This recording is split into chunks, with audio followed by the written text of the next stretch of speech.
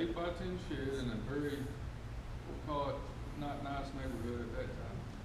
And it was on the last day of cleaning out. The first thing I do is we do a job, we clean everything out, get the dumpsters out there. Then we start over. But the last day I go out to the shed, somebody took a big bag from a funeral home, I believe, stuffed it down the wall.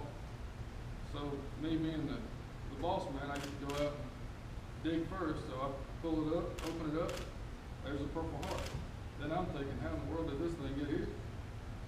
So then I call my investor, which I'll throw under the bus, because he's just an investor. I call him and say, hey, I found a Purple Heart on your property. What do you want me to do with it? He said, I'll throw it in the dumpster. We ain't got time for that, because they're all about money, money, money. So I just put it in my truck and decided I'll figure that out later, which then after 3 weeks of jumping through the internet, I finally find Captain Zach, who did all the hard work and made this happen, and sent it off to him. But that's my story. Thank you. Thank you. Hoorah. I'll tell you what, Chad was pretty persistent. He messaged me every other day, hey, what's the update? Have you found him? I'm happy you did that because you kept me motivated, and we're here today. With every search is different. You know, all families are different. Some are more private than others. Some of these searches can take weeks. We found families as quick as 1 minute, and some families within a year. So, you know, every family, every story is completely different. In this case, we had to essentially enlist some help. There was some records available. There was some documents in that box. I kind of hit a dead end trying to find you, sir. And believe it or not, cemeteries are always a good resource of information. So we reached out to the Sylvester Cemetery, spoke to a man named Dennis, and right away he was motivated to help. And I'm going to ask you to come up here, sir, and tell us what you did and how you found the information for Leslie. Good morning, all. My name is Dennis Taylor. I'm the volunteer manager for Historic Sylvester Cemetery, where Mr. Holland is interred. Now, when I first got a call from Zach, it was like a bolt out of the blue. I thought, this, just say this again. I just couldn't fathom what he was talking about, and that this could even be happening. But, and I went ahead and took the information down, and then I lost it. Couldn't find his name, couldn't find his phone number. I said, shoot, I've got to get back to him and, do something. So I went online and I found the Purple Heart organization online, luckily, and I was able to get his name and phone number that way. So as it would happen, being the manager of the cemetery, I ran into Mr. Holland here, Leslie Holland, a few years ago. So he had given me his address, his phone number, and we kept that information so we can unite families when we have to. There's always people looking for other people. So I called up Mr. Holland, and naturally they were a little skeptical. They were, it was like a bolt out of the blue. What are you selling? You must, what do you want from us? And I had to do some talking to make them realize this is real. This is not a made up thing. I'm not selling anything, whatever. And Mr. Holland kind of remembered meeting me, so he thought, yeah, he's on the up and up. So anyway, I gave them the story and put them together with Zach, and we had put John Alfred Holland's information on Find a Grave, because we had done a census of the cemetery. So I think that's how Zach found out that where Mr. Holland was buried is on Find a Grave, which is a great resource for anybody who wants to look for somebody. So that was one way he found out, hey, he's in the Historic Sylvester Cemetery. We're in East Atlanta. I don't know if any of you have heard it, because we're way down there, but East Atlanta, the cemetery was founded in 1836. It was a family cemetery. So today it's 12 acres. There's about 1,500 people buried there. And Mr. Holland is one of them, and luckily he does have a stone. So anyway, that's how we got involved with it. And I thought to myself, this is a great story, and we have this information just for occasions like this to be able to put link families up together and do that kind of thing. So it was just a natural involved. And the only other thing I wanted to say was, I don't know if people realize it or not, but the U.S. Post Office has put out a stamp of the Purple Hearts, and you can still get these today. There's commemorations that are still available. So that's a nice thing for people to have if they want to use them for postage, keep that idea alive. So that's basically how we got involved. And as soon as I saw Mr. Holland this morning, I said, I know you, I've met you before, somewhere in the cemetery. So anyway, I'm really glad I was able to be here today. It's just going to be, it's a great gathering. Thank you. Right.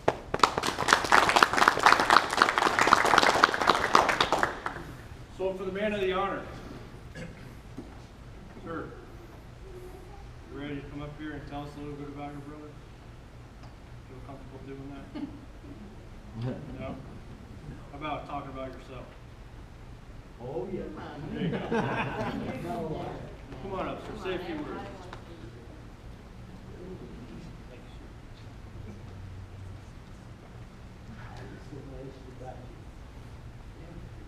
We'll talk about that later.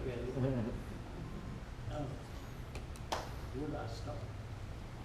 When I was a little good boy. Sure. No, I only had 2 brothers and ended up with 4 sisters. Now there's 2 of us left. Myself and my youngest sister. She's the one that sent me the picture the other day, and she's in Carnegie, I believe. And she says, why haven't you been down here? I said, well, I had work done on my eyes. I can't see good. They're going to take my driver license September the 5th. It's just a rigmarole. I went to have my eyes done, and they made them worse. After they did them, then the word started with, I drove day and night home. In the family thing, my brother, our middle brother, he's buried at Fort Mitchell, Alabama, and he's got a bunch of medals too. And my sister-in-law, now she goes and stuff. And you know, I have called her and told her about running into you guys is gonna give me the medal back. I was shaming myself, you know, but I don't think of 2 things at once. CRS. But I tell you what, I appreciate all of you being here with me, and I appreciate getting the medal back, getting everything. And I'm gonna ask another question.